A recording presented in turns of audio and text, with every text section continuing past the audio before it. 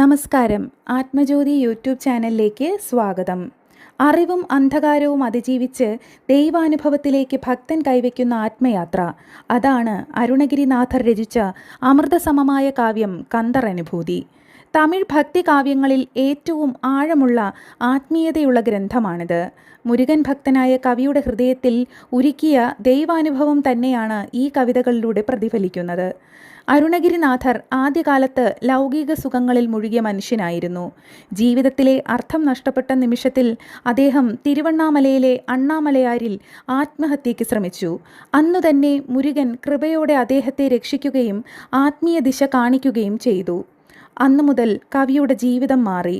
അദ്ദേഹം മുരുകൻ്റെ മഹിമ പാടാൻ തുടങ്ങി. തിരുപ്പുകഴുകൾ പിറന്നു. ജീവിതത്തിൻ്റെ അവസാനം ഭക്തിയുടെ പരമാവസ്ഥയിൽ നിന്നാണ് അദ്ദേഹം കന്ദർ അനുഭൂതി രചിച്ചത്. മുരുകനെ നേരിട്ട് അനുഭവിച്ച ആത്മാവിൻ്റെ വാക്കുകൾ. കന്ദർ എന്നത് സ്കന്ദൻ അഥവാ മുരുകൻ സ്വാമിയെ സൂചിപ്പിക്കുന്നു.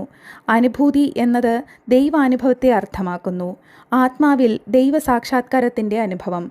അതിനാൽ കന്ദർ അനുഭൂതി എന്നത് ഭക്തൻ മുരുകനെ ആത്മാവിൽ നേരിട്ട് അനുഭവിച്ച അവസ്ഥയാണ് സൂചിപ്പിക്കുന്നത്.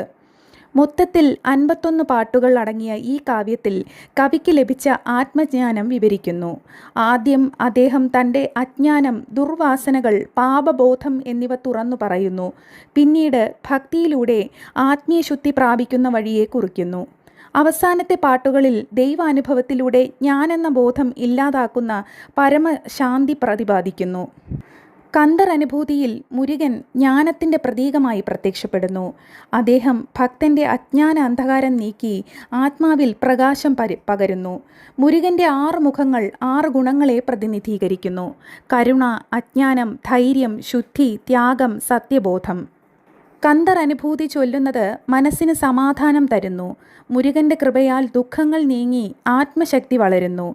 ഭക്തിയിൽ നിന്നുള്ള ആത്മവിശ്വാസവും ദൈവാനുഭവത്തിലേക്കുള്ള പ്രചോദനവുമാണ് അതിൻ്റെ ഫലം. ഭക്തൻ ഈ പാട്ടുകൾ നിത്യമായി ജപിച്ചാൽ അവൻ്റെ മനസ്സിലെ സംശയങ്ങൾ നീങ്ങി മുരുകൻ അവൻ്റെ ഉള്ളിൽ തന്നെ പ്രത്യക്ഷനാകുന്നു. അവസാന പാട്ടുകളിൽ കവി പറയുന്നു: എൻ മനസ്സിൽ ആനന്ദം നിറഞ്ഞു, എൻ്റെ അകത്ത് മുരുകൻ തെളിഞ്ഞു, ലോകമെല്ലാം മായയായി മാറി, ബോധം മാത്രമായ അനന്തതയിലേക്ക് ഞാൻ ലയിച്ചു. ഇത് ദൈവാനുഭവത്തിൻ്റെ പരമാവസ്ഥയാണ്, ദൈവത്തോടുള്ള ഏകത്വം. ഹൃദയത്തിൽ ഒളിഞ്ഞിരിക്കുന്ന ദൈവജ്ഞാനത്തെ ഉണർത്തുന്ന പാതയാണ് കന്ദർ അനുഭൂതി. ഓം ശരവണഭവ. കൂടുതൽ ആത്മീയ അറിവിനായി ആത്മജ്യോതി ചാനൽ സബ്സ്ക്രൈബ് ചെയ്യൂ. നന്ദി. വീണ്ടും കാണാം അടുത്ത വീഡിയോയുമായി.